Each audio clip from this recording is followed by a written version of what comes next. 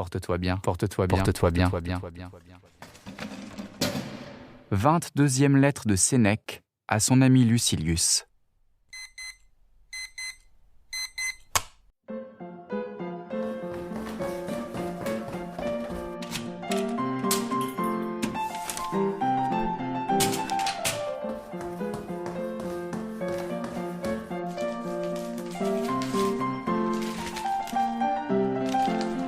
Mon cher Lucilius, tu sens déjà mieux le besoin de te dérober aux brillantes misères de ta charge. Mais tu demandes comment y parvenir. Il y a des avis qu'on ne donne que sur place. Un médecin ne saurait préciser par lettre l'heure du repas ou du bain. Il faut qu'il tâte le pouls du malade. Un vieux proverbe dit « Le gladiateur prend conseil dans l'arène ». Un mouvement de main, la moindre inclinaison du corps avertissent sa vigilance. Ce qui se fait d'habitude, ce qu'il convient de faire, on peut d'une manière générale le demander et l'écrire. Tels sont les conseils qu'on adresse aux absents et même à la postérité. Mais quant à savoir quand cela doit se faire et de quelle manière, cela ne se prescrit jamais à distance. C'est en face des choses mêmes qu'il faut délibérer. Il faut plus qu'être là, il faut être alerte, afin de ne pas manquer l'occasion fugitive. Sois-y donc des plus attentifs. Paraît-elle, saisis-la. Prends tout ton élan, applique toutes tes forces à te dépouiller de tes devoirs. Et ici, écoute bien le jugement que je porte. Vois le dilemme, ou change de vie, ou renonce à vivre. Mais je pense aussi qu'il faut prendre la voie la plus douce afin de dénouer plutôt que de rompre le lien que tu as mal engagé, pour autant que tu le rompes net s'il ne peut être dénoué autrement. Y a-t-il homme si craintif qu'il aime mieux rester toujours suspendu sur l'abîme que tomber une fois ? En attendant, comme premier point, ne t'engage pas plus avant.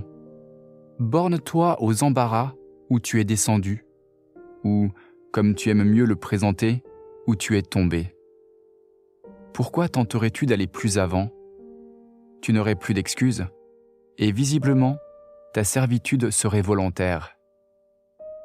Rien de plus faux que ces phrases banales « je n'ai pas pu faire autrement », quand bien même je n'aurais pas voulu, j'étais forcé. Nul n'est forcé de suivre la fortune à la course. Il est déjà beau, sinon de lui résister, du moins de faire halte, de ne point presser le mouvement qui nous emporte. T'offenseras-tu si, non content de me présenter à ton conseil, j'y appelle des sages, assurément plus éclairés que moi, auxquels je soumets tous mes sujets de délibération ? Lis sur cette question une lettre d'Épicure à Idoménée, qu'il prie de fuir en toute hâte et de toutes ses forces, avant qu'une puissance majeure n'intervienne, qui lui en ôte la faculté. Cependant, il ajoute, ne tente rien qu'à propos, et en temps opportun. Mais une fois venue cette heure longtemps épiée, prends ton élan. Il interdit de s'endormir à qui songe à la fuite, et il espère une sortie salutaire, même des cas les plus difficiles, si nous ne nous pressons pas avant l'heure, ni ne ralentissons lorsque celle-ci est venue. Maintenant, je pense, tu veux l'avis des stoïciens. Nul n'est en droit de les taxer auprès de toi de témérité. Leur prudence surpasse encore leur courage. Peut-être attends-tu qu'ils te disent « Il est honteux de plier sous son fardeau. Une fois aux prises avec le devoir accepté par toi, ne cède pas. Ce n'est pas l'homme courageux et vaillant qui fuit la fatigue. Loin de là, son courage croît par les difficultés. » Ainsi te diront-ils, si un digne motif soutient ta persévérance, si tu n'as à faire ou à supporter rien dont rougisse l'honnête homme, car celui-ci ne s'userait point en d'ignobles et déshonorantes fonctions, et ne resterait point aux affaires pour les affaires mêmes. Embarqué dans les grands emplois, il ne fera pas ce que tu crois. Il n'en souffrira pas perpétuellement les tourmentes. Voyant sur quel bas-fond il roule sans avancer, tant d'incertitudes, tant d'écueils, il reculera, mais sans tourner le dos. Il regagnera peu à peu le rivage. Or, il est facile, cher Lucilius, d'échapper aux affaires quand on méprise ce qu'elles rapportent. Car voilà ce qui nous arrête et nous retient. Et quoi ? Renoncer à de si belles chances au moment de recueillir ? M'éloigner ? Plus personne à mes côtés ? Point de cortège à ma litière ? Mon antichambre déserte ? Oui, c'est de tout cela que les hommes peinent à s'arracher. Ils aiment les fruits de leur misère en maudissant ces misères mêmes. Ils se plaignent de l'ambition comme ils le feraient d'une maîtresse, et à scruter leurs vrais sentiments, ils ne la haïssent pas, ils lui font une scène. Sonde bien ces gens qui déplorent ce qu'ils ont convoité et qui parlent de fuir ce dont ils ne peuvent se passer. Tu les verras volontairement, obstinément rester dans ce qu'ils nomment leur gêne et leur supplice. Oui, Lucilius, l'homme se cramponne à la servitude plus souvent qu'elle ne s'impose à lui. Mais si tu es résolu à déposer ta chaîne et franchement ami de l'indépendance, si tu ne réclames de délai que pour pouvoir la rompre sans te créer d'inquiétude sans fin, comment toute la cohorte stoïcienne pourrait-elle ne pas t'applaudir ? Tous les Zénons, tous les Chrysippes ne te donneront que des conseils modérés, honorables, dignes de toi. Mais si tes tergiversations tendent à bien t'assurer de tout ce que tu emporteras avec toi et de combien d'argent comptant tu approvisionneras ton loisir, jamais tu ne t'en sortiras. Nul nageur n'échappe avec ses bagages. Sors du flot pour mener une vie meilleure. Les dieux te sont propices, mais non point comme ils le sont à ces gens auxquels, d'un air bon et bienveillant, ils ont accordé de magnifiques infortunes, faveurs cuisantes et douloureuses que justifient seuls les vœux qui les ont arrachés.